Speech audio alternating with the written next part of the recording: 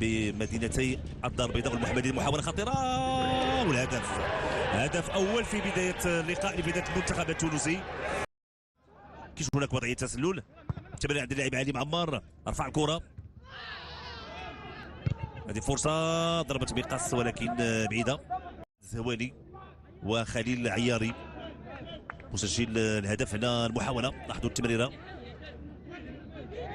طريقه باش قبل الوطني المغربي عند عثمان معاما. هذه فرصه بالكعب، محاوله داخل منطقه الجزاء، امكانيه تسجيل، امكانيه تسجيل، تدخل الدفاع. كانت فرصه ومحاوله دائما لفتاه المنتخب الوطني المغربي. هذه فرصه، تدخل والكره في الركنيه. الوطنيين مقدمه مستوى طيب خلال الجوله الاولى، وهذا هو اللي تحدثت عليه بان انه الهدف ما ياثرش على اللاعبين. خروج الحارس مره اخرى ريان، تسديده، الكره بالكعب، دائما محاوله، فرصه، تدخل الدفاع وابعاد المنتخب الوطني المغربي. تواجد المحاوله، امكانيه التمرير على مستوى الجهه اليسرى، تواجد اللاعب فؤاد الزواني، مراوغه، هناك خطا بالفعل، خطا لفائده معاذ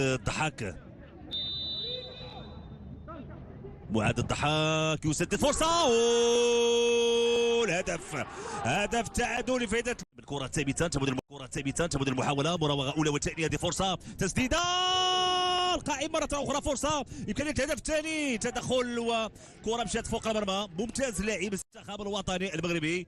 غادي نتابعوا المراوغه الفنيه، مراوغه اولى وثانيه ثالثه، يسدد لانه حتى الحارس ما كانش هناك رده فعل. الكره ارتطمت بالقائم الايسر، ثم محاوله تسديده مشات فوق المرمى. كانت محاوله لفائده المنتخب الوطني المغربي بواسطه سعد الحداد لاعب فريق فينيزيا الايطالي، كان بامكانه يسجل هدف.